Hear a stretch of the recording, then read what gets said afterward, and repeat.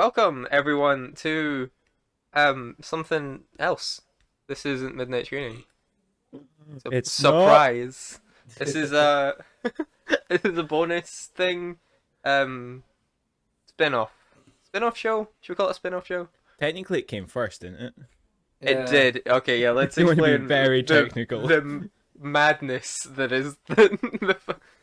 I wanted to reuse this joke, so we're calling it the same thing. If you've been following this channel for a while, you'll know me and Ty, who is here with us just now. Heyo. There he is. We had a show, a short-lived show a little while back called What Now, which was our pop culture discussion show and review thing. That eventually got sort of taken over by Midnight Screening because we liked the format of that. What you're listening to now is What Now, episode 1 again. This is different. What now? Episode 1, V2. It's all in the title, right? Yeah. Yeah. Sure, yeah. I don't know. I've not named it yet. I've not recorded it yet. I just did for you. You're welcome. Thank you, Josh. Anytime.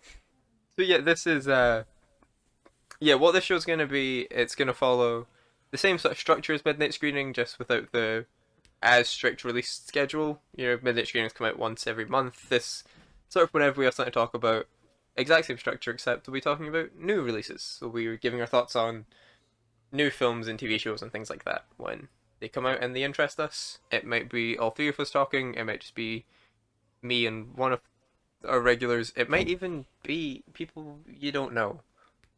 Probably not entirely, because it'd be weird for someone else Yeah. to post on my channel. Yeah. But I don't know. Maybe. If they pay me. Oh, buddy. Selling out already. Damn. But forget about that. We're doing an extra special episode of a show we haven't started yet, because we are professionals like that. We're doing our best of 2021 episode here, so I may as well introduce them. You know they're here already, but both of my Midnight Screening co-hosts are with me right now. But to prove it's a different show, I'm going to say their names in a different order. We've got Ty Hennessy, Yes. and we've got Josh Gay. Hello. And I'm your host, Nathan Needs a Username Lang, and we did the names completely out of order, and that's how you know it's different. It feels Yeah. weird. I don't like it. It does, we're not Yeah. doing that again. We're never Yes, doing that yes. again. I should be first. I'm happy being the last one to be called. That's a nice thing. It just felt weird saying it out of order, I'll be honest. I Yeah. didn't like it. So what we're going to do is we've all written our own lists of what we think are our 10 favourite films of 2021. Oh wait, you didn't go on Rotten Tomatoes for yours? Yeah, I just picked what the internet said. Yeah, what's this I'm about? kidding. Isn't that what everyone does? Just, yeah. Like, I've copy and pasted Empire's list. To be fair, we should be clear. Top, our favourite films, I don't think any of us think these are necessarily the best films. No. No. That's- Just yes. want to be clear. I definitely don't. Let's get the disclaimers out of the way. Yeah, these are purely based on personal enjoyment. These are just personalised lists for Yeah, ourselves. 100%. And B, we didn't see everything that came out this year, which is like so much more true about 2021 than most Yeah. years. So if none of us mention your favorite film, there's a chance we didn't see it. So tell us what it was, because we want to watch it. We might check out and then get back to you and possibly call you an idiot. We might, we might like it. We don't know yet.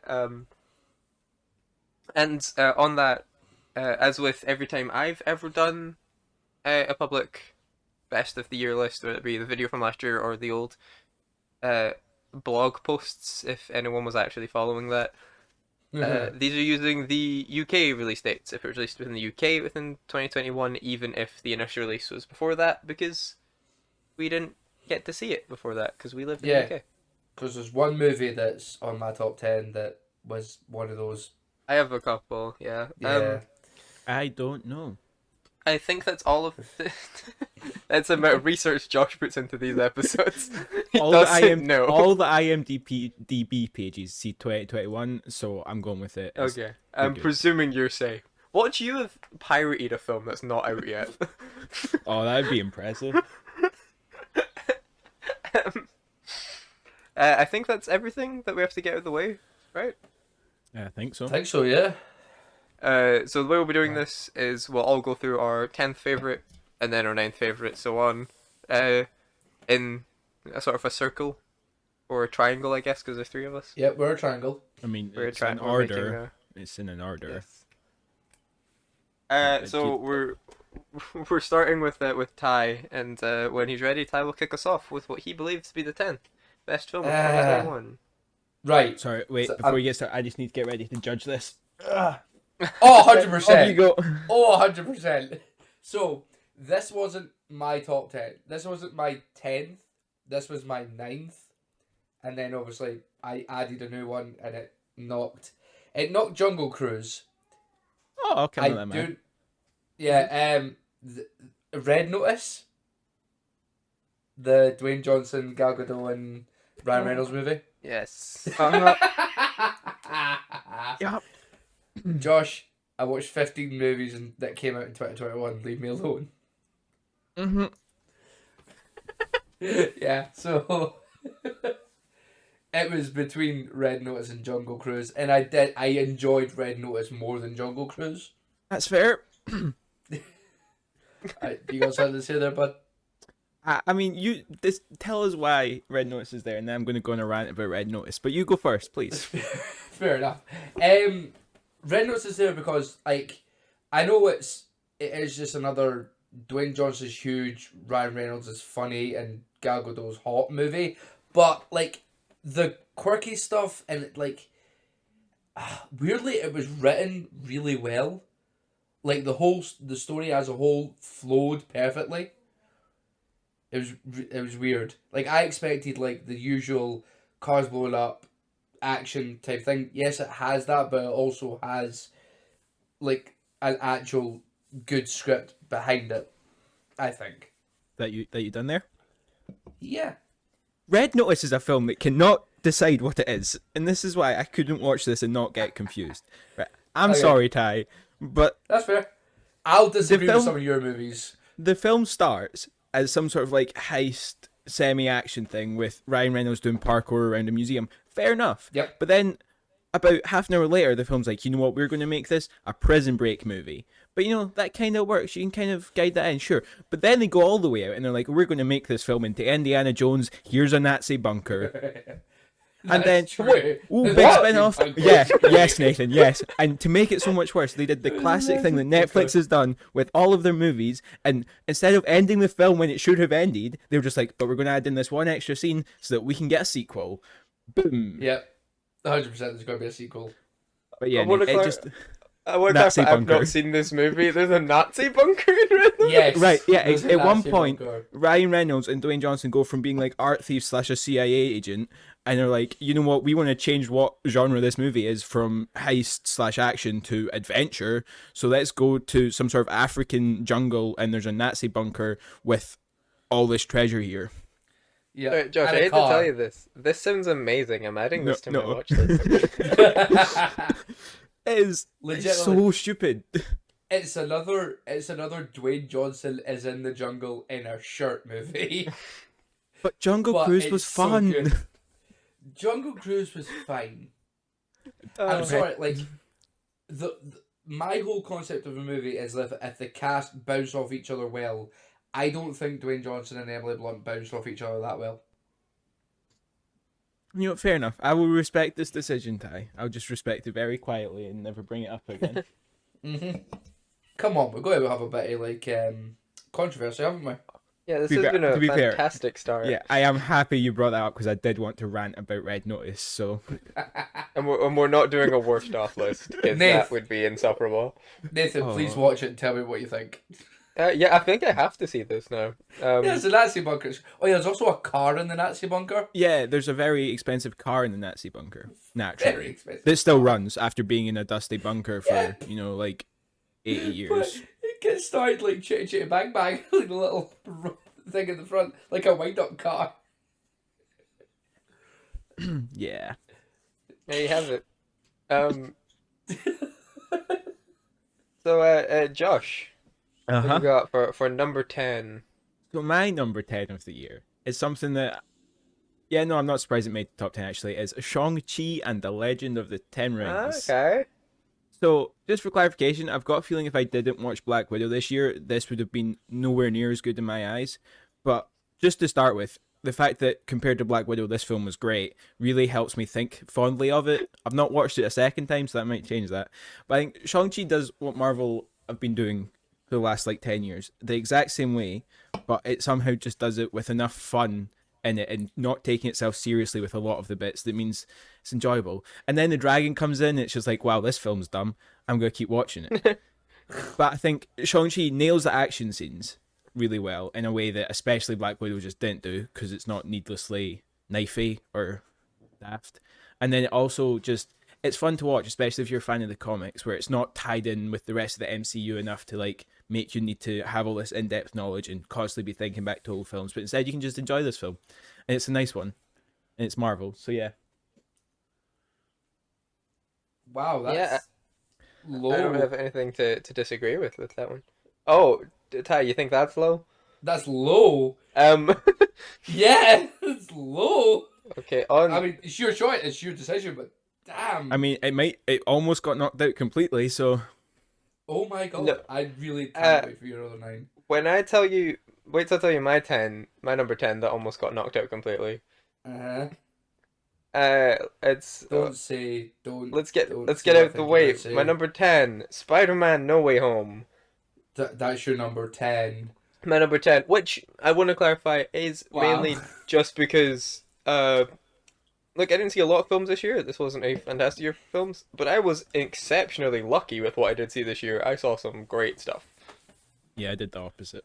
I think this film probably would have that's been why I'm higher in it. confused. I think this film might have been higher in a different year for me, but yeah, this I complain a lot about Marvel and Yep. what they do and how they structure things quite publicly. It's most of my YouTube channel outside of this show is that, more or less. But I think No Way Home is the perfect example of what I'm actually looking for with their fan servicey nonsense. Like, I don't care if it's not the most perfectly structured film or the best written film of all time or whatever. As a Spider-Man fan, this was the most fun I've had in a cinema in quite a long time. Like, Yeah. just sitting I'll- there, I have to smiling agree to with you. myself, having fun. And that's, yeah. Like, that's a big part of why I think all of us like films in the first place and why we got into movies is the ones that were just fun to watch. Yeah.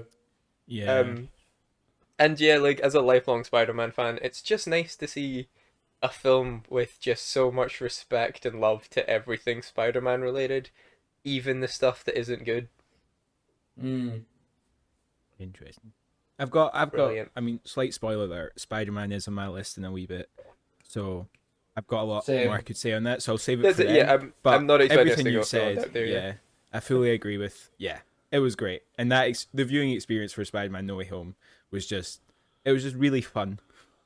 Yeah, I think that was my favorite, not my favorite film, but definitely my favorite cinema going experience of the year. Yeah, Was sitting there, yeah, surrounded by other people who are just as excited about seeing this. Yeah, it's a lot of fun if you somehow haven't seen it yet, even though it's made all the money. Yes. all the money. I mean, All I of it. just did see, no one has any money. yeah, I did just see it last night. You did the other thing as a So um, that took me a minute. Yeah. hi. Speaking of you, Yeah. what's your number 9?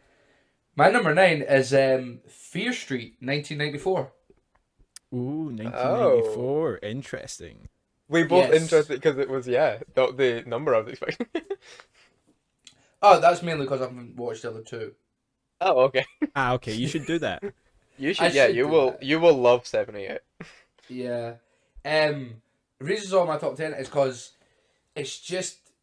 Do you ever. How long has it been since you've watched a horror movie that you really should turn off because you're so fucking creeped out by it, but you don't because you want to see what happens? Do you get what I mean? Mm-hmm. Yeah. That's how I felt with Fear Street. Just like I should turn you off because I hate this, but I love it at the same time. It's just so good. I get that.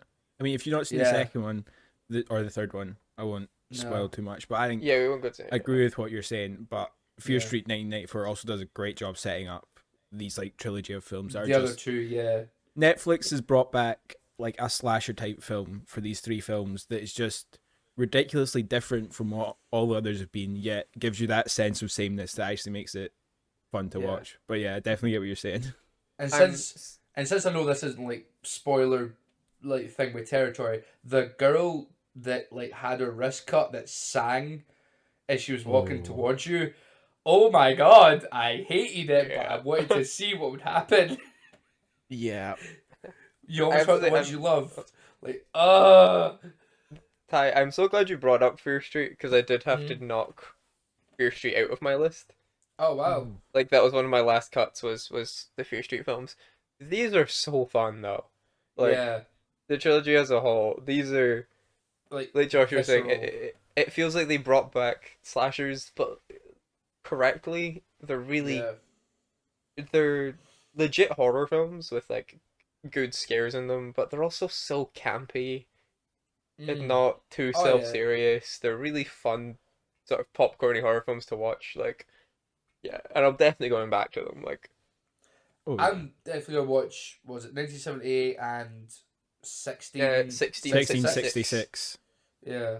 It I should tell you how definitely seriously to watch take these films that one of them is set in 666. 1666. Yeah. I am still like 80% sure they picked that date because 666, but Oh, they did. Oh, 100%. Absolutely.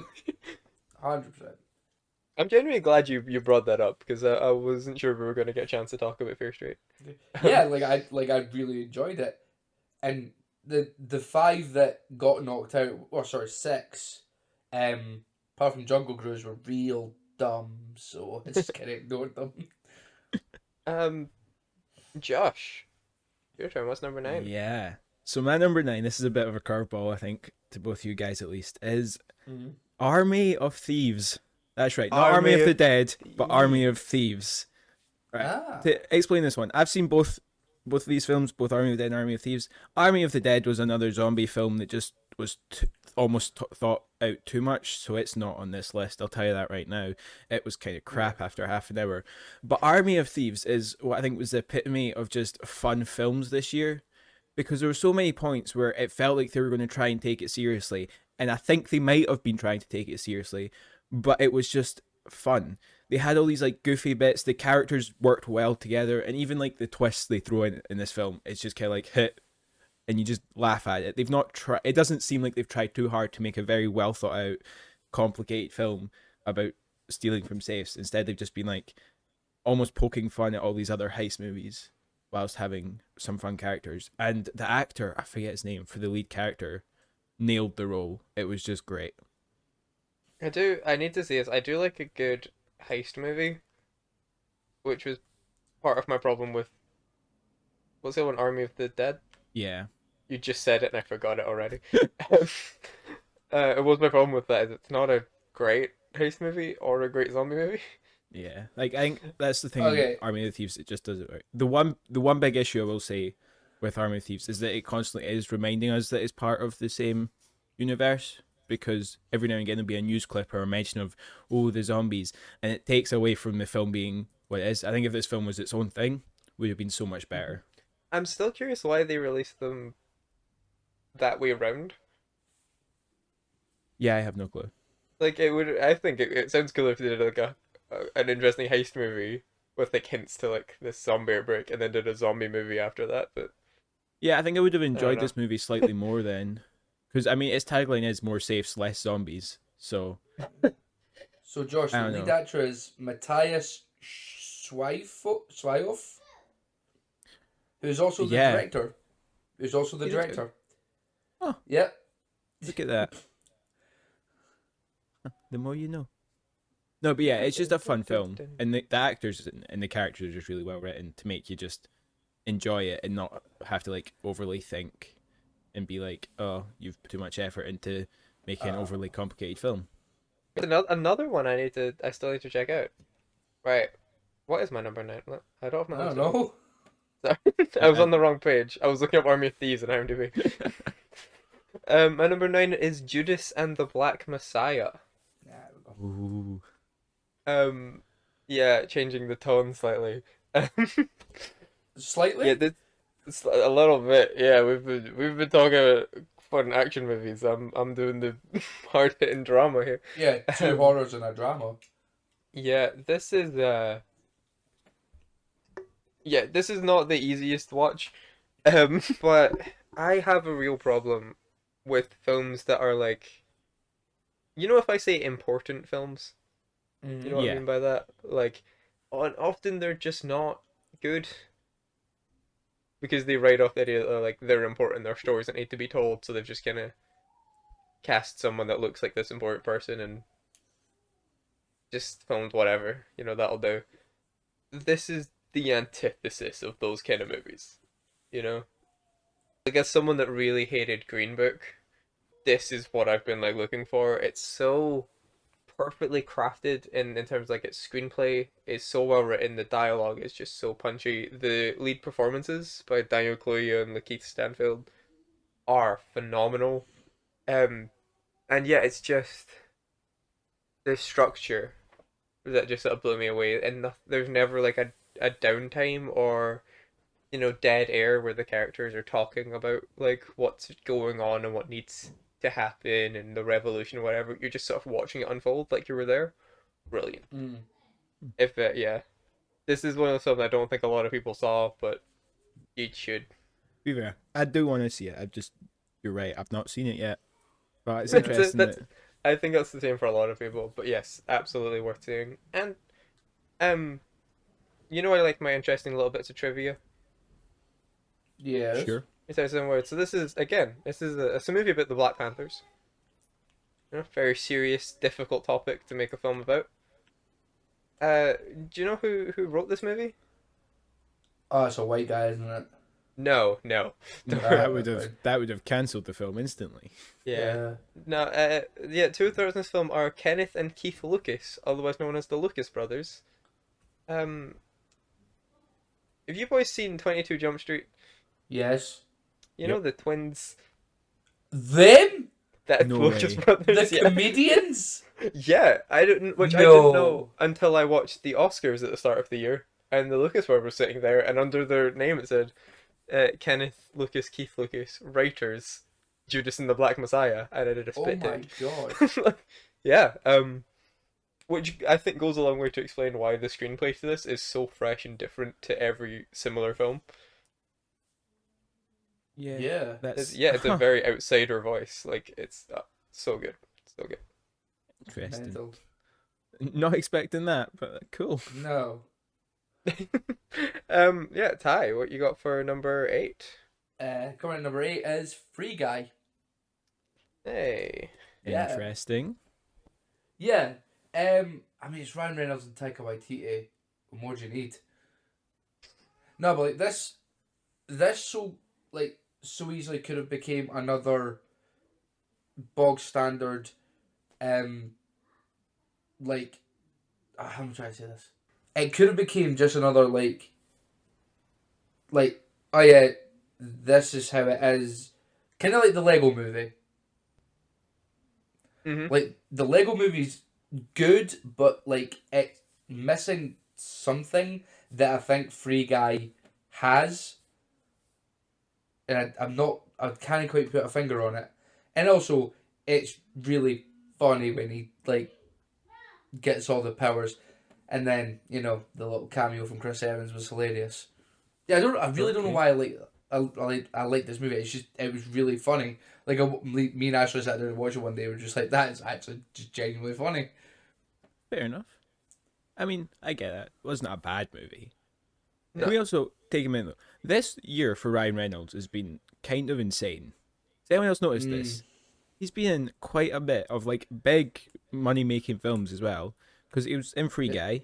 We've discussed Red Notice. He also had the Hitman's Wife's Hitman's Wife's Wife's Bodyguard came out Bodyguard, this yeah. year, Yeah, I which forgot that existed. which wasn't great. Don't get me wrong, but he was still in it. Like he's been a busy guy this year. Yeah, I think yeah, Free Guy I think's the best example of like. I mean, it was probably his best film of the year, at least what I saw. I like Free Guy. Free Guy's again. You said it's actually really funny. Yeah. which is actually saying quite a lot personally, because I think I've spoken to both of you about how done I am with Ryan Reynolds. Yep. Like I like him, but I just kind of want him to stop being in movies for a year. Like, I'm so done with his shtick. But he did, yeah. I really liked.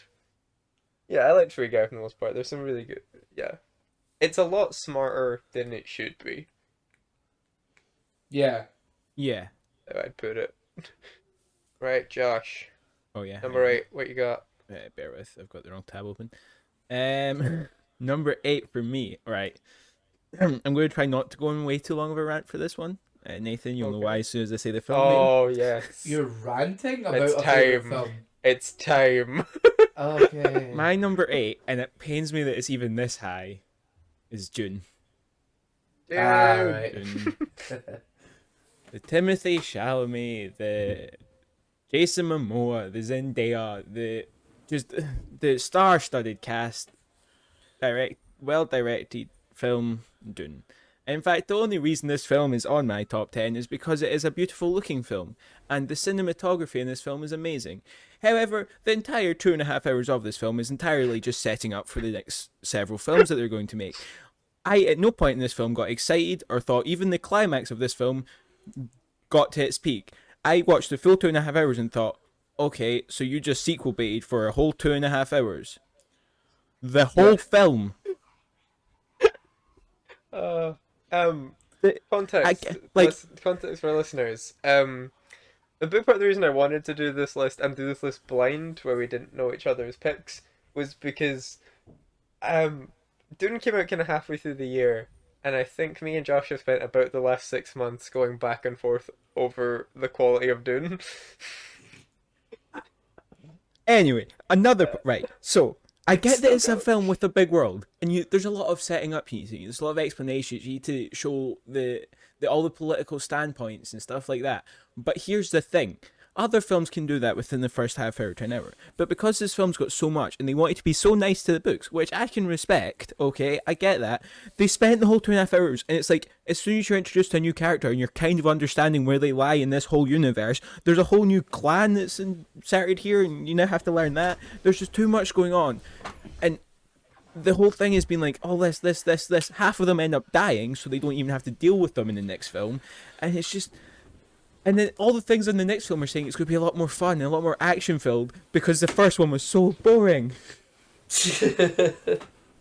Oh, I don't sorry. want to. I don't want to rebuttal you too much now, Josh. For again, spoilery reasons, the same reason you didn't jump in too much on Spider-Man.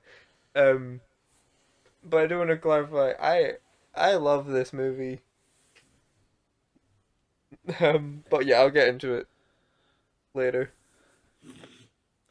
Cool. Yeah. That's his 8th favorite film of the year. It just Yeah. he talked so nicely about 2 other movies. I get the only reason it's up there is because it looks beautiful. That was giving my point. If it That, wasn't that's how directed so well, yeah, that's how pretty this movie is. Like, um, I'll jump in. Another incredibly, just pretty looking, beautiful movie. My number 8 is Nomadland. ooh, that's on the Uh, list for me to see. Yeah, phenomenal film. If you're like me, and you're perfectly okay sitting through a film about absolutely nothing, just for the sake of looking at a real nice landscape, watch Nomadland. Every other shot in this movie is a desktop wallpaper. Like, it's gorgeous. Phenomenally performance as always from the wonderful Frances McDormand. And also, right, we weren't doing a worst films of the year list. We weren't here to drag films. But the fact I'm talking about a Chloe Zhao movie does allow me to mention Eternals for a second. But you don't have to, because then you really don't have to mention it. Not too much. I haven't watched it yet. Oh, don't. I don't like Eternals at all. But if you're like me and you watched Eternals and went, it felt like you wanted to like it because it looks real nice, you know. Eternals has those great on location shots. if you want to justify your opinion for thinking like Eternal should be good because it's clearly directed beautifully, just watch Nomadland. Watch Chloe Zhao in her actual element, making the kind of thing she's good at. Like this is cinema. You know what I mean? We've been talking a lot about movies. This is a film. It's one of those. Uh, yeah, I don't. It's not that I don't have a lot to say about it. Not because I don't want to spoil it, but because there's not a lot. There's not a lot to it. Happens. Yeah, it's just a really pretty movie, with a good sort of little heart to it and a great lead. So yeah, we should watch it. It's something I've been meaning to watch, but again, it's one of those ones of this looks like a serious film. Ooh, really Yeah, daft film. You kind of do need to like sit and watch it. Yeah. Well, there's like I was talking about Spider-Man earlier. You can, yeah, they're different experiences. Where are we? 7? Yeah. Will be now, yeah. Yeah, we said Ty. What's your 7? So my number 7 is gunpowder milkshake. Okay. What? Gunpowder milkshake. I don't think I've heard of this film. Yeah, it's actually solid. It really is. So Milkshake. gunpowder milkshake is how to describe it without giving away too much. It's female espionage essentially. So it's starring Karen Gillan. Okay, yeah. Karen Gillan. Essentially she's an assassin, and then she's sent to she's sent to do some stuff. Then she ends up picking up a child. Then she ends up meeting, finding her mum and 3 librarians that are actually mental, and then it's like female John Wick, but it's actually quite good. Huh. You know, sometimes you hear the words oh, it's a really sexist when I say this, but female something, and then you're like, oh, it's just gotta repeat this film just with a female lead. This actually does it well. So whoever wrote Gunpowder Milkshake, kudos, they actually pulled it off. The cast is pretty Is that solid. Lena Headey? That is. Yeah, Huh. Lena Headey, Carla Gugino, Michelle Yeoh, and Angela Bassett, and Paul Giamatti. So yeah, it's actually It's a solid cast. Yeah. yeah, it is. It's literally think John Wick, but with female leads. With women. Yeah, but it legitimately works. It is an action movie, and by God, Karen Gillan is good at that. Weirdly, she is very good at that. Yeah, it was Genuinely weird. not heard of that. Yeah, and Lena Headey is exceptional as well, and Angela Bassett's it's Angela Bassett. She crushes shit. So yeah,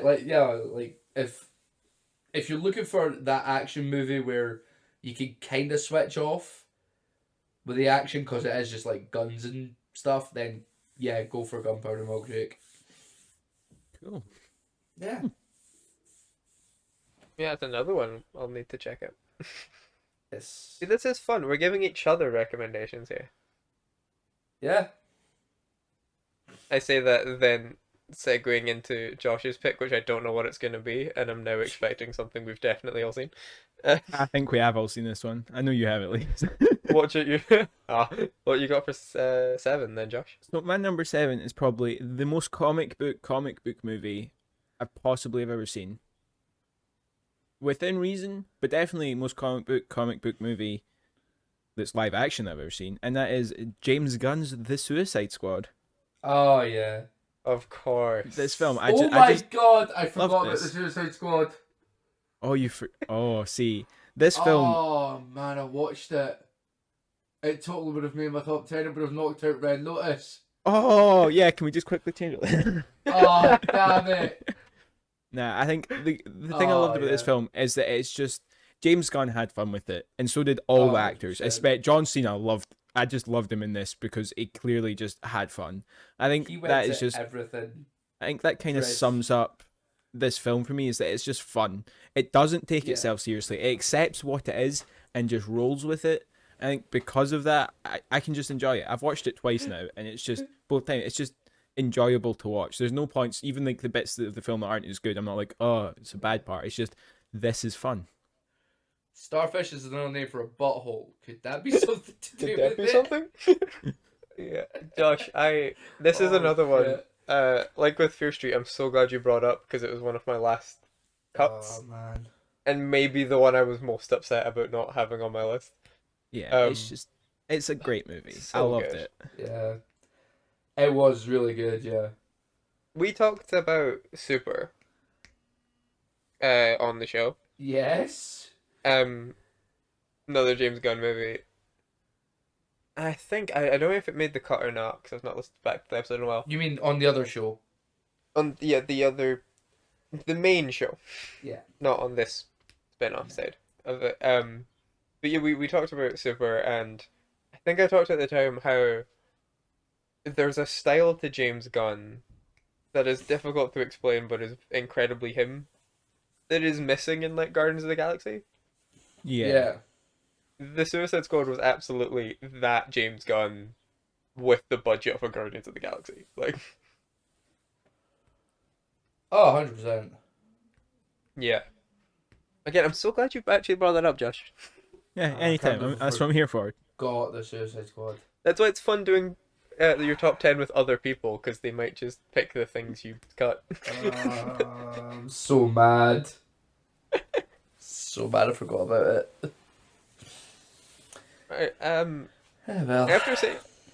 after saying I cut the Suicide Squad and people knowing just my general tastes in movies, this next one might surprise y'all a little bit.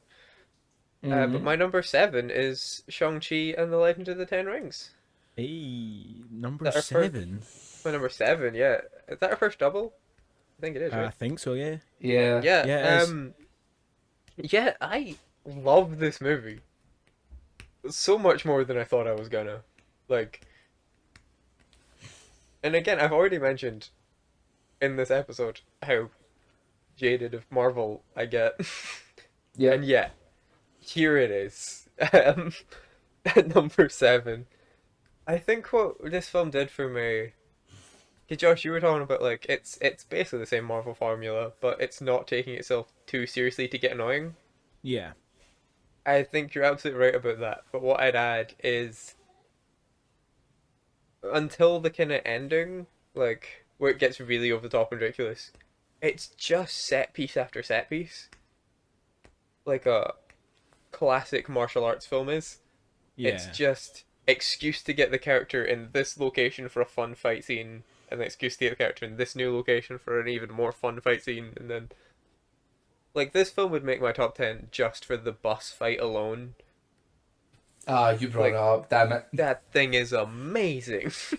I was going to Um, bring up the bus fight. We Damn can talk you. about it again. I'm fine talking about it twice. Whatever. Yeah, I mean Like, that was a Yeah. great scene.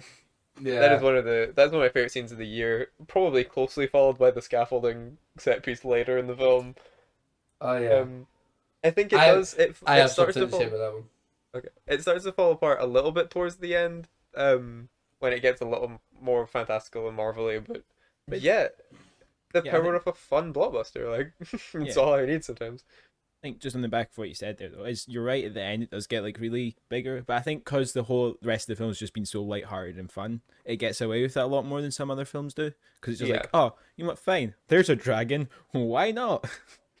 Yeah, I'm having enough fun to not care. Like, all right, number 6. Number Ty, 6. what have you got for number 6? Cruella. Okay, Interesting. that was So- another last minute cut for me. So Yeah, when I first heard Having about fun. Cruella, I was along the same boats as most of the internet as Emma Stone will never come anywhere close to Glenn Close. And do you know what? She didn't have to. She embodied like Cruella herself, and bloody hell, she was amazing as Cruella. Like, she was great. Like, I could legitimately watch the next. I could watch 101 Dalmatians with Emma Stone as Cruella DeVille. 100%. yeah, I agree. She was great. And just visually, it was like the shit she did with like the dresses was mental. And I'm sorry, this girl never slept. I'm just saying, between like the day job and the night shit, she never slept whatsoever. And then the bit with the party after the dogs went missing, where the Art, what's his name, Art, singing the song, Hmm. and like everyone's in Dalmatian. I'm like, oh my god, did she legitimately fucking kill animals? Yeah, that was when I kind of like. Cruella is a very camp, over the top movie Yes. that never, at any point, lets up on how camp and over the top it is, Nope. which I highly respect for this kind of film. Like that's so rare. I think yeah, the moment I fully was like, no, I like this. I'm on board with this. Was seeing a punk rock cover of "I Want to Be Your Dog" by the Yeah. Stooges, like played live by one of her little henchmen. Like, And also another solid cast. Like phenomenal. there was Emma Yeah, Stone, there was Mark Strong, there was Emma Thompson, and also Stingray from Cobra Kai. Oh, you were in this film? Hilarious. I wish I was in this film. This film made bank. This film got that Disney money. So I think I'm the only one that's not seen this yet, so I've been quiet. But I I think now you'd that watched I like it. know Cruella. both of Yeah, you like it, I'll get it on the Yeah. watch list. Cruella is. It's one of those films that's just so much better than it needed to be. Yeah. Like, yeah, there was more care put into making this, and it was actually required. But that's Yeah. appreciated because it's a good movie. Because I guarantee all the Okay. shit the internet said, like, she'll never be as good as Glenn Close. Emma Stone knows that. So she was like, I'm I not trying to be Glenn Close. I'm going to be me playing Cruella. I also think it just sort of jumping back off like you're talking about the internet sort of reaction to Cruella. Mm. This film is to me an example of why internet armchair criticism often doesn't work. You know, like Twitter criticism. Yeah. Because yeah, you can point out the ridiculousness of this film and some of the like bizarre plot elements, and if you put them on paper without showing the context of how what the film is actually like, yeah, you can tear it apart. Yeah. But you've missed the film. Like, yeah, 100%. it's one that you need to sit and actually watch it. Don't just read the cliff notes of it because it is silly. Mm. But he Good knows to it. know. Yeah. Right, Josh, we'll actually let you talk for a bit. What's Yeah. what's your number 6? So I think my number 6 is probably the biggest curveball, and the one neither of yous, I don't think either of yous have seen, Mm. neither of yous will expect, because it came out like on the back end, but it's the film The Harder They Fall. Okay. I've been meaning to see this, yes. This is the new Western by Netflix with like a pretty big cast. But to be honest, I don't care about the cast. In fact, the film itself it was pretty good. Like it was a really good film. But I think just the chance to go and watch them make a westerny western again, but with today's filmography and just looking as good as it was, is kind of what hooked me to this. Like I do every now and again enjoy watching one of the really old westerns, really get into it. But I think I've always got that like problem of like, I've always wondered what it'd be like to see a proper western done nowadays. It wasn't the crap Magnificent Seven, for example. But seeing this, What I think about they the nailed Lone it. Ranger? Oh yeah, sorry, I forgot about that one too. Also, But I think, Ridiculous Six. Yeah, okay, Josh, the ridiculous six. okay. So all you're doing is making me like this film more because I'm realizing how long it's been since they made a good western. But yeah, I think they just nail it because they do all the westerny tropes with some new things in there, and it's an enjoyable watch as well that looks good, and just there was a few points I was just happy because it felt like Clint Eastwood could walk on the screen at any moment and it would feel right almost because they just nailed it. And even they throw in like some plot twists and stuff, and like it's all cool, but at no point was the plot the thing that really kind of like engrossed me. I will say that. And the thing with this film was just that they made a western and I loved it. That's actually, yeah. I think we have similar enough like opinions on movies that I totally agree. Just the phrase "they made a western" is enough of a selling point. I will be watching this. It was good. Right, my number 6. I have the wrong tab open. I have Sound of Metal as my number 6. Okay. I've heard you talk Uh, about this so much. yes, I adored this movie. Yeah, Amazon original from early in the year, about a drummer who goes deaf. And that's really it. It's a very simple film. You just see how this guy who used to live for music is adapts to his new life being deaf, basically. Mm. Um, Phenomenal lead performance by I've forgotten his name, and that's made me sad because I like him a lot. Riz Ahmed, yeah, former lead performance by Riz Ahmed. Uh, Brilliantly directed. It looks again one of those films that looks really pretty. I'm noticing now I have two films on here about people living in vans. Yep. That was a That theme for came me out this year. roughly the same time as each other as well. Yeah, it's from right at the start of the year. Yeah. But what really grabbed at this film, if you're gonna watch it, this is one of the very few films I'd recommend watching with earphones in. If you don't have like a great surround sound setup in your like TV, watch it with earphones in because this sound design in this is remarkable. Like there are times where you know how films do the tinnitus effect. Yeah. Like a Baby Driver does it a lot. There's sort of that constant hum to your parts because when you're sort of in his point of view, he's got the tinnitus. It's so well mixed in this film that several times watching it on my laptop, I paused the movie because I thought my ears were ringing, Mm. and it was the movie. Like it does such a great job of like getting you into like how that would feel to be like that overwhelming sound of like yeah another film I don't have too much to say about because it's a very simple film but a very very good film. Cool. I'll put it on. I feel like I've said that so many times now. It's same. We have we just missed each other entirely this year somehow. Um, So I'll spend the rest of uh, this year watching the ones I missed, and then next year I'll have watched none of these films. So it's great. that's what happens every year. Um, I feel like I could write a good top 10 for 2020 now. Um, Finally. Nope. right, number 5 now. Ty into the top Ah. 5. This is where things Yeah. get real. What have you got? No, don't say that. Um, Don't say that. Don't just leave that to when I've said mine. Because mine is Godzilla versus Kong. Oh, what? Yeah. Unexpected. Okay. Right. You're gonna hate me because I've done Already my do, best but go on. Yeah, I've done my best to give every other one like a legitimate reason why I loved it. I loved Godzilla vs Kong because I like big monsters fight each other. I like that. I'm a very simplistic man. I like red meat, I like beer, and I like big fight stuff. Sue me. I Can't respect even argue it. with this. Yeah, Yeah. like you've just admitted that. Yeah, okay, fair You've enough. sold it. Yeah, absolutely. Yeah, that's a good enough reason that can be number 5. You know what I mean? Like my next four after this, I think I'm pretty sure you'll agree with me with at least 3 out of 4 of them. Maybe not placement wise, but you'll agree with the movies. Just Godzilla vs Kong. It's just, God, it's funny. And Alexander Skarsgård was like a solid act, like a solid lead.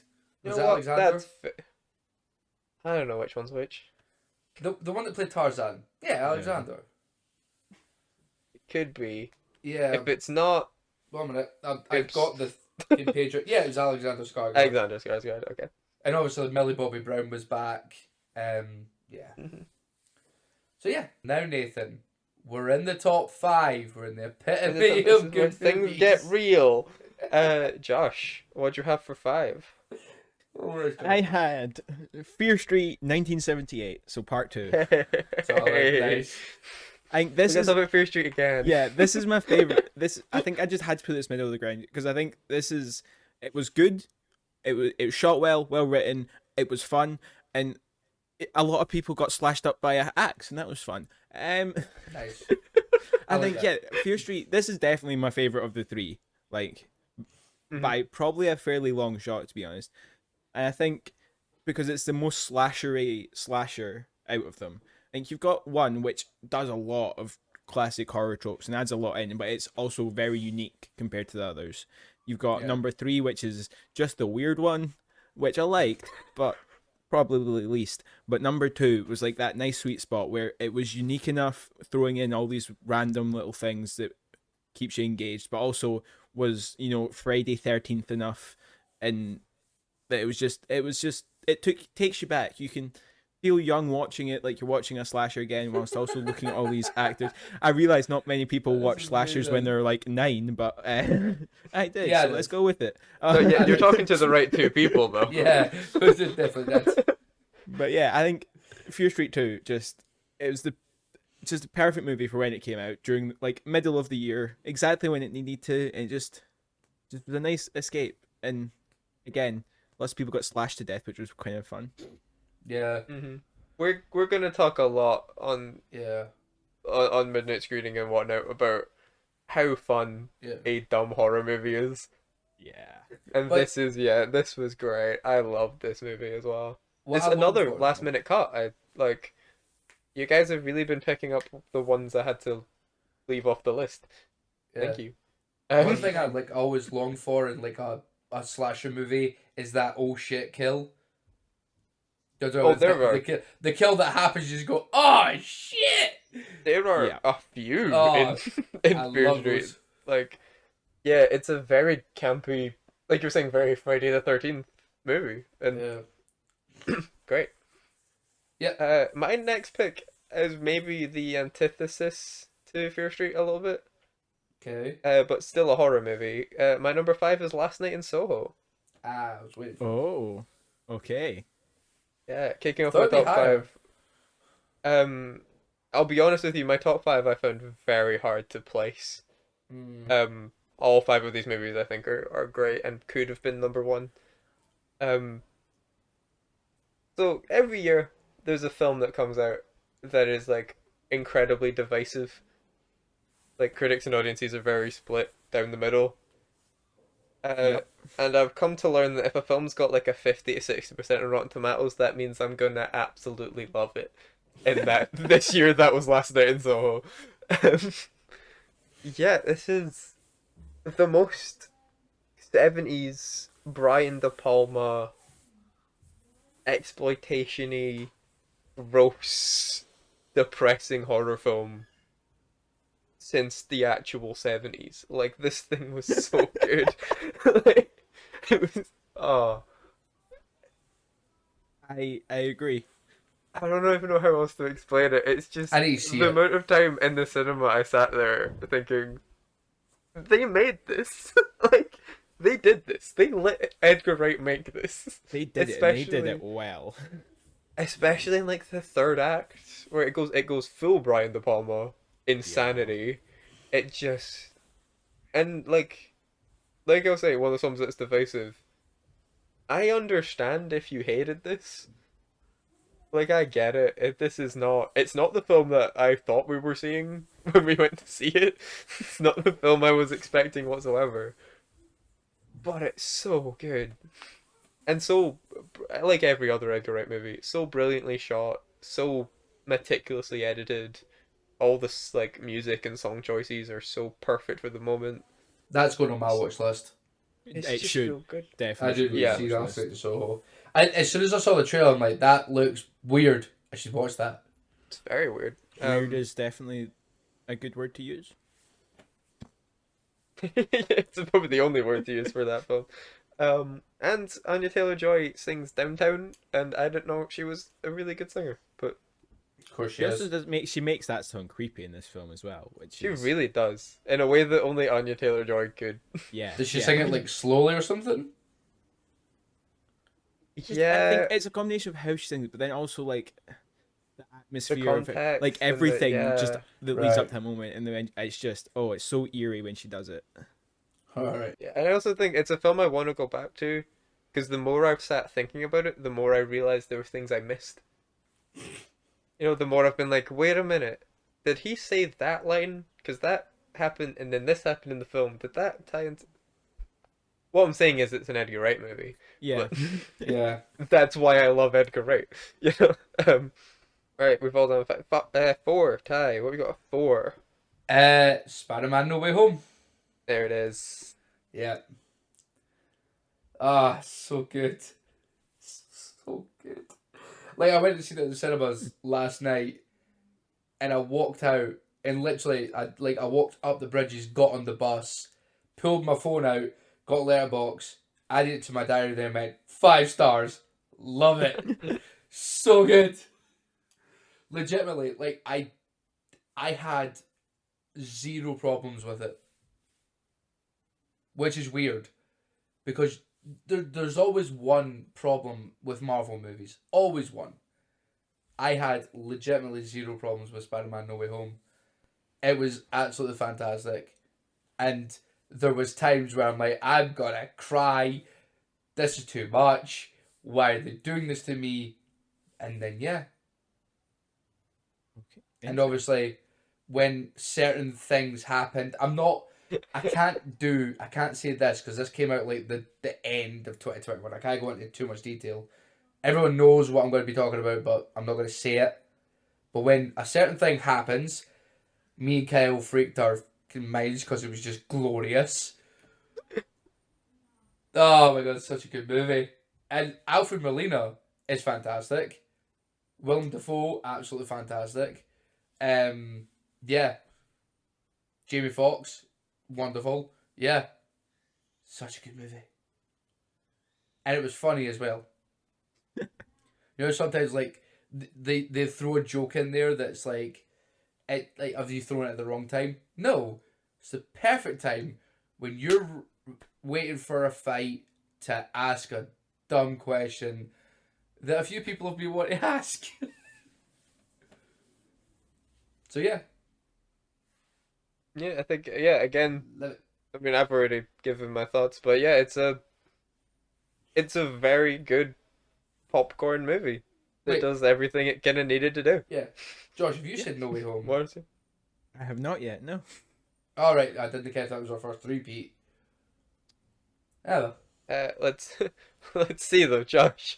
Well, it will be now because my number 4 is Spider-Man: No Way Home. no way! It's not I a could joke. just feel that coming there. That's amazing. And I've got to say this, I think it's my big thing. I agree with everything almost that's been said about No Way Home, but I think the Mhm. biggest difference, especially from what you just said, Ty, is that I Mm. could point out a lot of problems with this film. There's quite a few All here right. and there, like consistency problems, just general issues with film. But do you know what? The whole time I was watching it, I did not care in the slightest. Mm. This film was just fan made. Like this Yeah. was made for fans of Hmm. Spider-Man, and I think it could have so many more problems than it did have, and I would still love it. I was smiling almost all through the movie, and the bits where I weren't smiling was because it was they wanted me not to be smiling. You know, I was Yeah. invested in this Yeah. film from the second scene until the end of those credits because I felt like a child again watching Spider-Man, and I just loved every minute of it. It was just it immersed me, and it just did what no Spider-Man film has done yet because it just brings so much together and just makes it just so just perfect in that sense of it's not a film that's trying to be part of the MCU. It's not a film that's trying to be a Spider-Man film exclusively. It's a film that's made to make the fans happy and just make them remember why they love the character of Spider-Man so much, and it nails it. Yeah. I, I wanna me and Josh saw this together. Yeah. Um, and because I'm me, before I've really settled into my thoughts on stuff, I just kind of need to say things out loud. And I did go, a couple things annoyed me. And I think I mentioned one. And Josh turned to him and went, yeah, you're right. I don't care. I was so content with life for like the next week after watching that. It was but yeah, that's my number 4. That's great. Oh, I feel it would have been great if that was my number four. It's Yeah. not. I have a No. different number four. Guessing Uh, that. number four is Dune. Um, sorry, Josh. I hate to do this right after you've just had your Spider-Man moment. I didn't mean that. I'm just going to mute for a Yes. couple minutes. Number one, no, four. No, I have myself. Number four is Dune. Um, First off, I do have to again agree with Josh that like this is the most beautiful movie of the year. because it's a Denis Villeneuve movie, and of course it is. Like it Yeah. just stunning the whole way through. Mm. Watching this on a big screen with like surround sound, with that incredible sound mixing, and just obviously just that blowing up on the big screen, just amazing. It felt like watching, like it felt like I was being like rewarded for something, getting to see something so great, like a rare like cinema experience. I don't think I've felt like that in a cinema since Blade Runner 2049, which is not a coincidence because that was Denis Villeneuve's last movie. Right. It was better. It is better. I will give you that. Is it Josh, you were saying better? about what you were saying about Spider-Man. You could point out multiple flaws with it, Yeah. but you don't care. Dune is very similar for me because this film has a major pacing problem that comes Yup. down to the fact it's literally half a movie. And I've ranted and ranted about the half a movie thing about other films for a long time, to the point where people are very fed up with me talking about Deathly Hallows.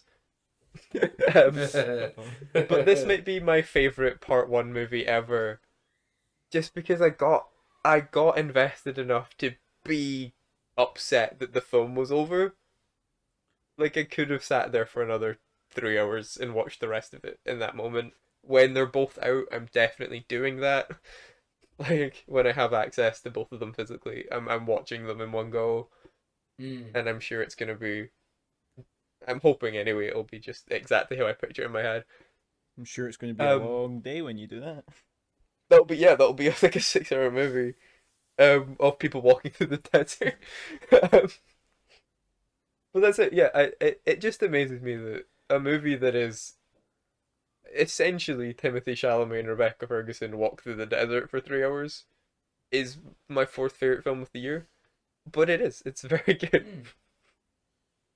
Mm. Although, PSA to the internet, to everyone else on the internet, stop calling this adult Star Wars. Yeah, It's not. Star Wars was It's good. it's not adult Star Wars. It's shut up. It's not adult Star Wars. It's Game of Thrones in space. Yeah, Okay. no, That's That's what it is. worse. That's It's Game of worse. Thrones in space. Wait, what Um, season? Like season 1, 2 Game of Thrones. Like, Okay, right. That's... like you're being introduced to multiple families and they're into Right. politics Got ya. but it's in space. So their um, names are even weirder. Wait, Their names, except for Duncan. Duncan. is Peter Dinklage in it? Not No, yet. but it feels like he Don't should like be. Yeah, don't like it. Although I think there's only one major character that isn't cast, Yeah. and that's the guy Sting played in the other version. See, I knew about Dune because of my dad. Yeah, your dad's a big fan of the David Lynch one, right? Yeah, and then he Yeah. obviously asked you what you thought of it, and then you Mhm. told him one thing, and he looked at me and went, "I'm not going to see that." That Can't interested remember what me. you said. I said, that's just a good point in general. I like David Lynch's Dune quite a lot. I think it gets a bad rap. I think it's something people should go back to and appreciate for what it is, for the restraints it had at the time and everything. But it's very silly. Yeah, The thing I told That your was dad it, was wasn't it? it's Silly. a lot. Yeah, I said it was a lot more serious. and he looked at me and Um, went, "I'm not going to see it." What it's down to is, Okay. I think both versions are very respectful of the book. They're just Mm. very different interpretations. The way David Lynch handles hard sci-fi is to be camp, and the way Denis Villeneuve handles hard sci-fi is to not acknowledge how ridiculous the concepts are. Which both are valid. Mm. It just made this, yeah, like it's very rare to see a film like this with such, again, science fiction nonsense in it, where there's not even one joke at its expense. None of the characters go, "What's up with this? That's weird." Like modern day Star Wars, like Yeah. no, there's not a "they fly now" scene. But yeah, Dune is very good, and Josh is wrong. I'm saying that to try and get Rise out of him. He's not even. I'm being the bigger man because I know ultimately that you're wrong and So that's the thing though, as I've acknowledged earlier, you're not wrong because your issue is mainly that again huge pacing problem it has, where the climax happens in the middle and then the film doesn't end. But the climax happening. You don't even realize the climax is happening. No, that's It's it. just, No, the climax of the plot happens and yeah. is amazing, but then the film has an hour to go, I mean, it's just and then it fades out at the also yeah. they totally just baited all Zendaya fans into watching this film because she's in like a total of like what 5 minutes screen time, I think it is maybe. 5 minutes, It's and she has she's like 3 lines.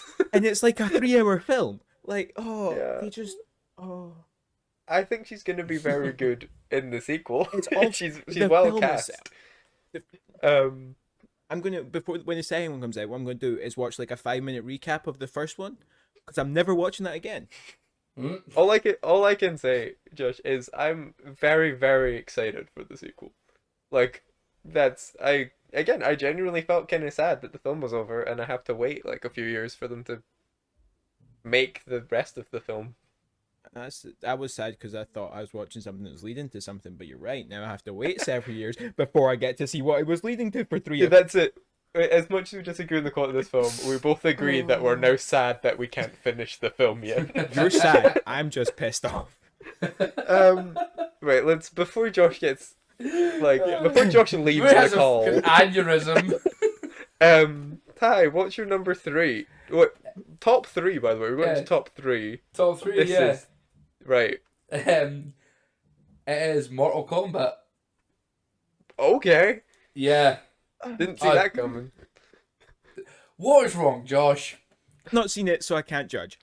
Exactly. I technically can't judge, but I can make a good educated assumption that I will judge you It's very just- hard after I it's see just- this film. Oh, no, you Unexpected, won't. Ty.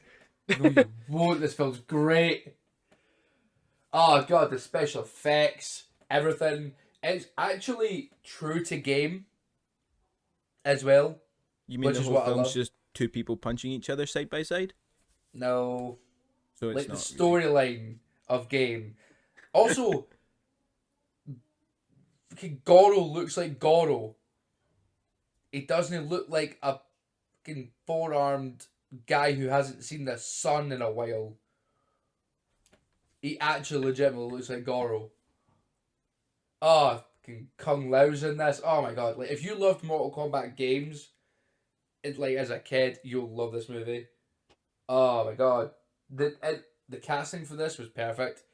The guy that plays Scorpion is incredible. The guy that plays Sub-Zero is incredible. Shang Tsung, incredible. They have introduced a new person who's not related to Mortal Kombat. Like the original ones, they were following Liu Kang. Liu Kang's already an established character in this movie, and Luddy Lin as Liu Kang is fantastic. Yeah, the effects are incredible. The storyline is fantastic, and yeah, it's great. okay. I'll watch it and then judge you at a later date. You will not judge. Yeah, me. again, having not No, seen no, it, no. there's not a lot we can Josh, say. What's going to happen is you're going to come to me with your tail between your legs and go, I enjoyed Mortal Kombat. Of course you did, because it's great. Just because I enjoy it doesn't mean I think I can respect that it'll ever be a top 3 of this year. But I'll move past it. Top 3 this year. Do you know what? Of the 15, like we said, it's our top 10. Yes, Yeah, yes. yeah. Like Am I saying I is it the best film that's came out this year? No. Okay.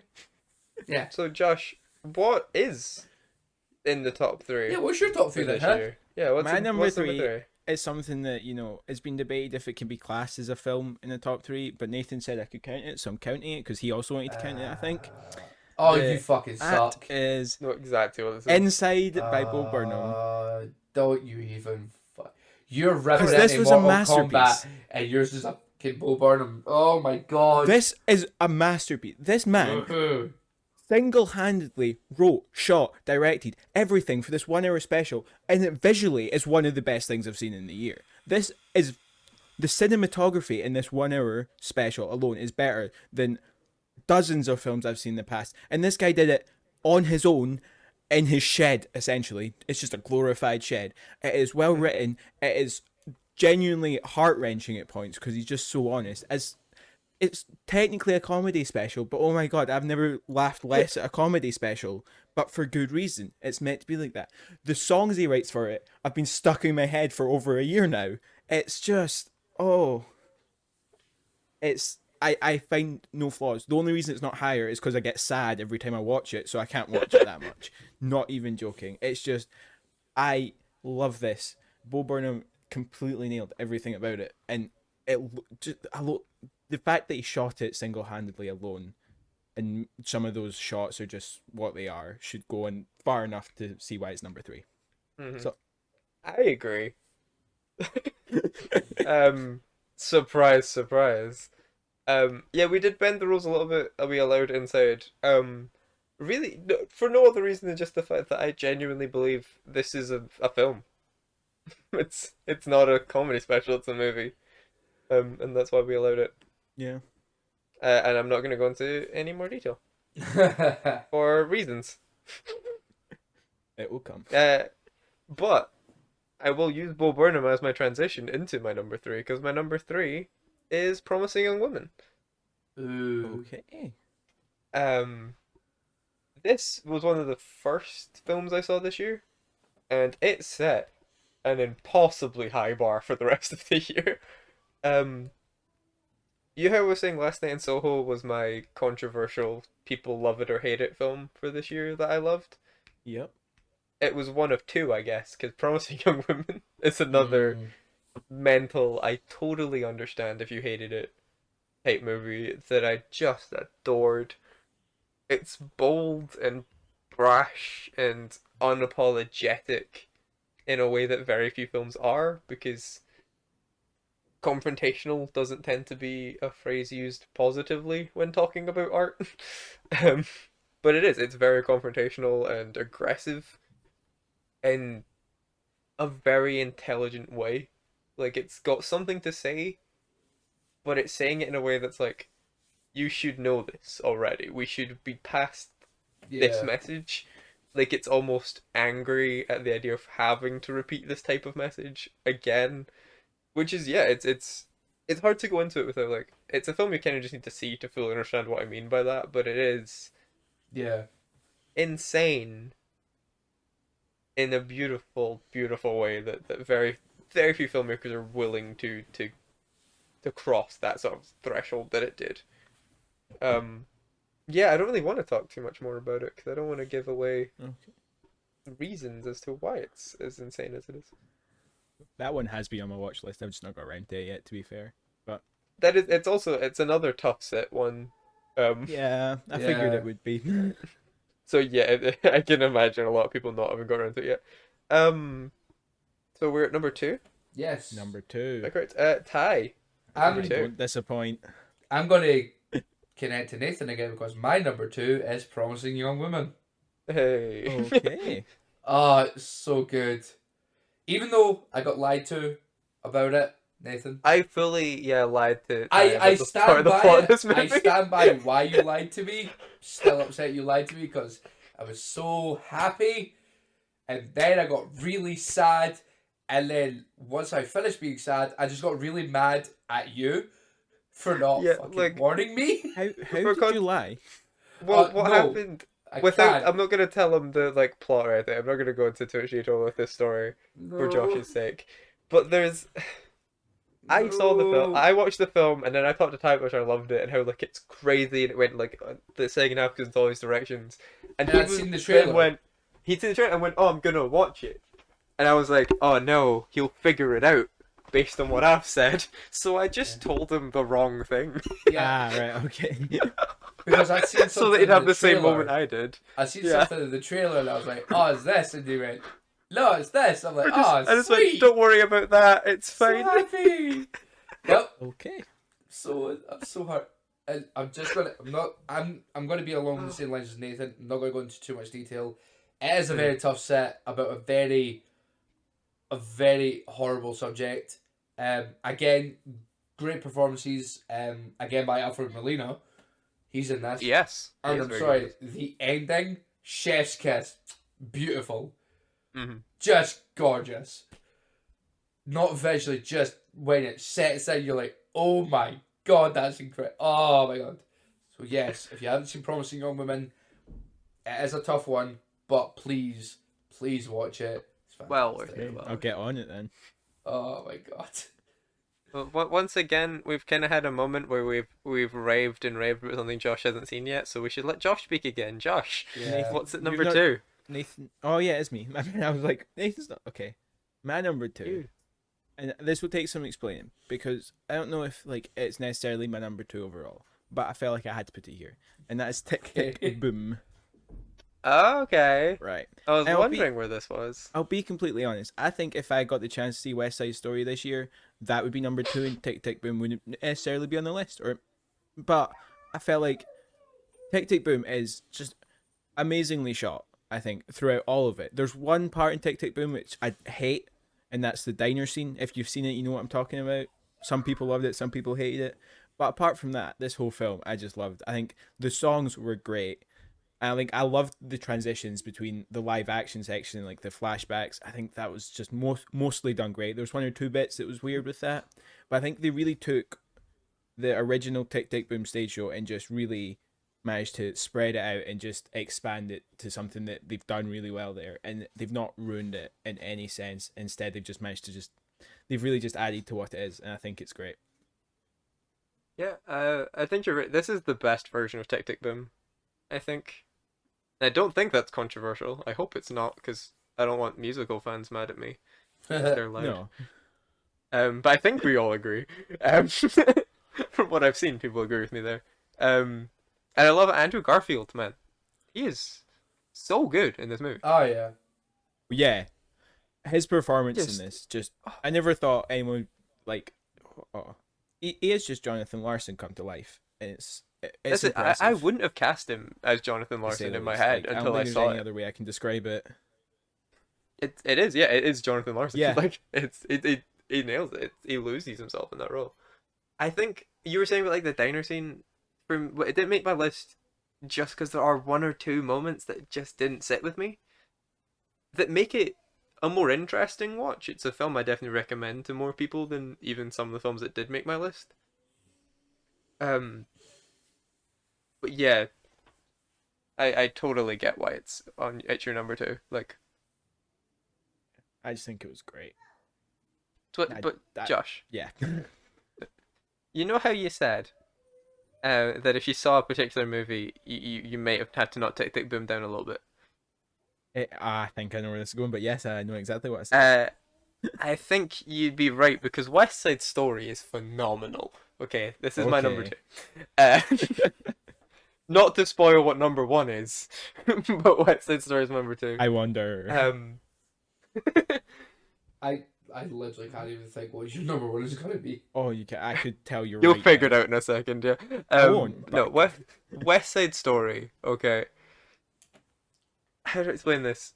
I mentioned in Dune, like sitting that in a cinema, I felt like watching something special. Like West Side Story felt like watching one of the classics for the first time, if that makes sense. Like what I imagine the feeling would have been like to just yeah, be around during Mm. the Golden Age and watch one of the Golden Age musicals. Like that's what it felt like. If the okay. Golden Age was actually now, that's what Spielberg's West Side Story is, because it's a perfect adaptation of West Side Story, but modernized in a way that's like it's got modern cinematography, and it's got like a couple characters are changed like a little bit. They do like a little, they spruce it up to appeal to mainstream audiences without pandering, without disrespecting the show itself, Yeah. without disrespecting the original movie, because it's clearly directed by someone that saw it when they were very young and fell in love with movies because of it. Spielberg's talked about how West Side Story is one of his favorite films, and he crafted something so just perfectly put together from every aspect. That every shot is incredible. There's this opening tracking shot that lasts like 2 minutes and is great. That leads into the like first confrontation between the sharks and the jets, which then leads into the jet song. It flows so well. And casting as well. This film is full of like Broadway actors, but not big name Broadway actors. They didn't just get like Idina Menzel and Christopher Jackson. Like Mm. they cast it brilliantly. Newcomer Rachel Zegler, I think so you say her name, as Maria, just is Maria. Like I won't be able to see anyone else as Maria anymore. That's perfect. Give her the Oscar now. And see this movie. No one did because of Spider-Man. Um, but you should. Yeah, it's definitely one. Like, I'm a huge West Side fan, so I'm definitely. You're gonna love it. It's on the list Like, for soon. I just haven't got around to it yet, which I annoys me so much because I want to see it so bad. I am wondering now if I subconsciously lowered Spider-Man in my ranking just because I'm mad about the West Side Story thing. How much money this movie lost because of that Spider-Man movie. Um, but yeah, if you love the Golden Age era musicals, and if you're like me and you've had a problem with this like resurgence in musicals, we've had a slight issue with each one. This is the film you've been waiting on seeing. Like this is the film that fixes those problems modern musicals tend to have. And I'll leave it there so we can get into the number one spot on each of our lists. Ooh. Mm-hmm. Starting with Mr. Hennessy over there. Ty, what you got? My number one is Shang-Chi and Legend of the Ten Rings. Interesting. Yeah. What? Yeah. That's why when you said it was 10, I'm I like, was not a oh judging my one. I was sorry. I God. was surprised. What? Yeah. So, Yeah, it's not a bad pick at all though. Like, Yeah. Legend of the Ten Rings was I'm fantastic. interested. Oh, it was so good. Like, I think I've watched it twice as it came out. It's just such a rewatchable film because, and it like, oh, I can't remember who. I think it was Josh that said it. Like take us back to like Marvel in the beginning, essentially.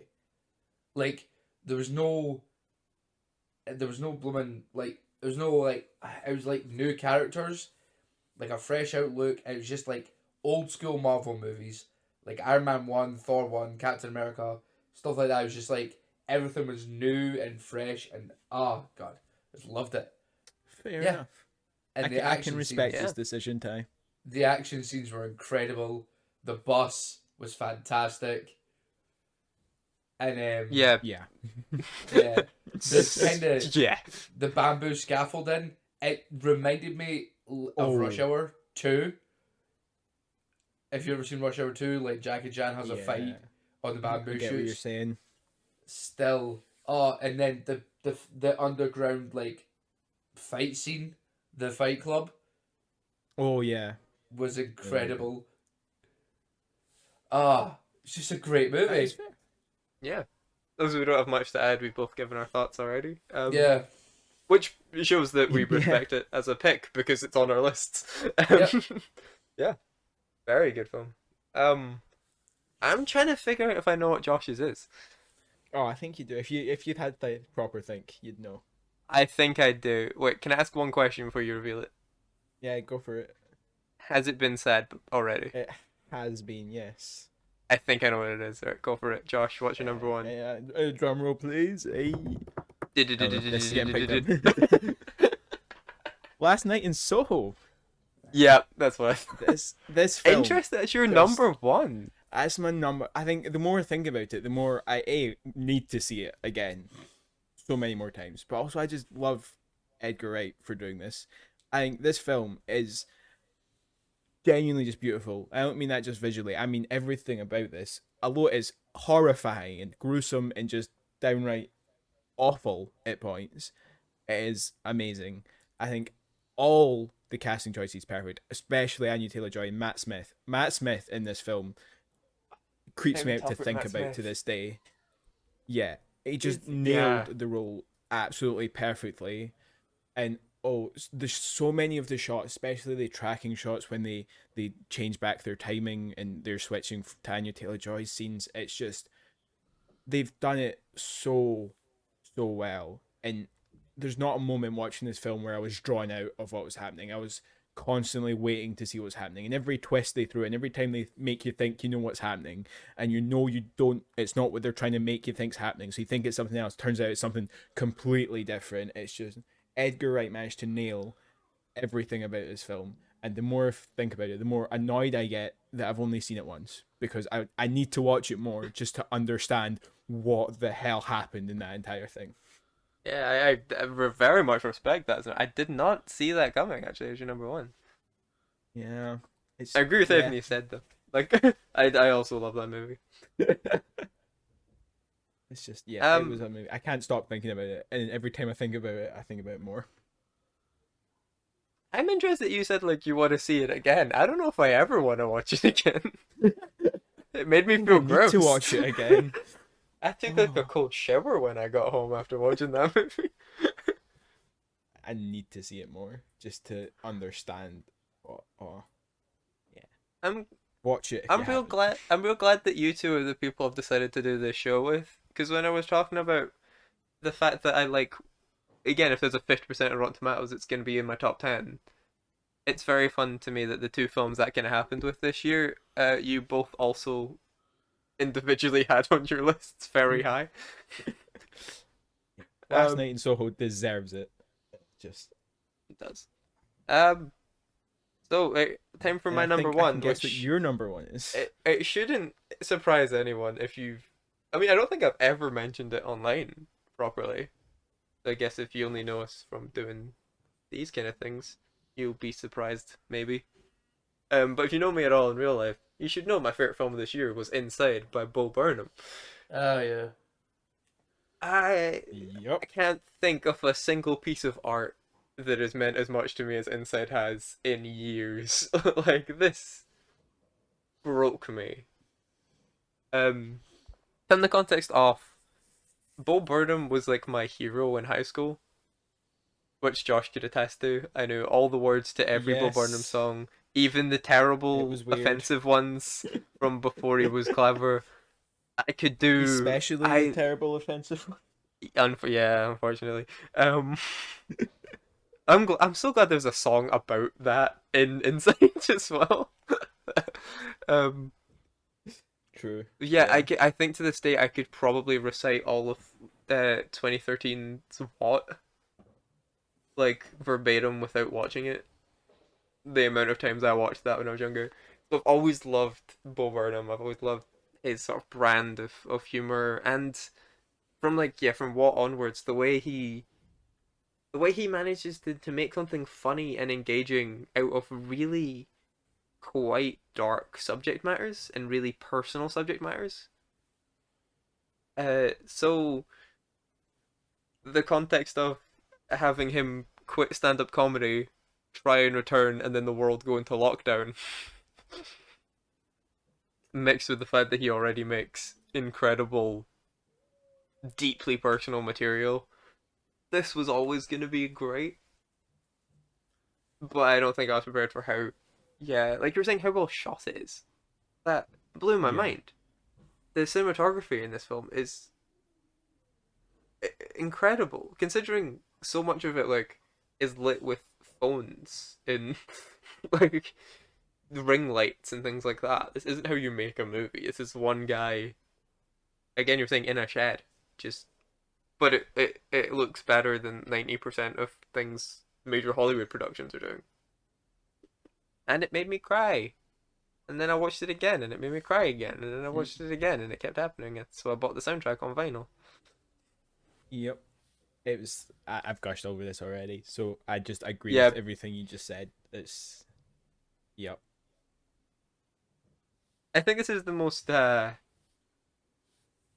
Yeah, this is the film from this year. I think I'm gonna go back to the most. I think I'm gonna be thinking about most going forward.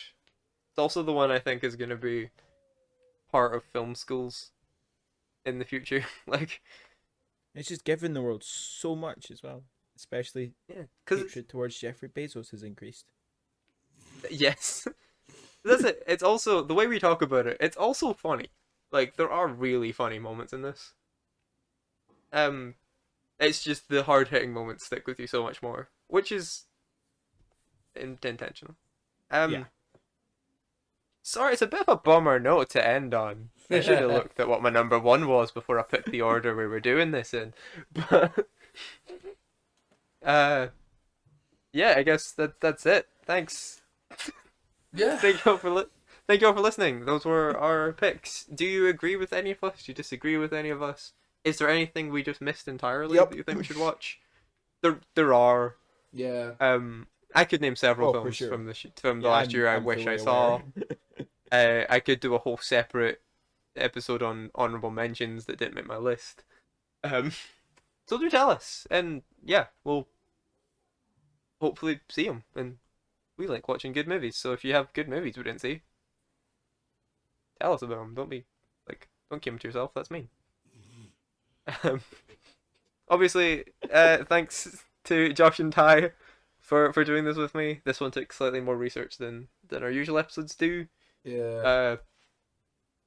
And yeah, if you like it, like it. That's how I say that now. This, if you're watching on YouTube, this should be in the midnight screening Spotify feed. It'll have its own title. It'll be obvious what this is. And What Nows will be doing that from now on. I don't know when the next What Now will be. It's a more spontaneous type show. We don't have a schedule for it like we do with midnight screening. But if two or more of us see something new that we have a lot to say about, we'll be doing this. We'll sit down and record it, and we'll get it out. Hopefully in time for it to be relevant.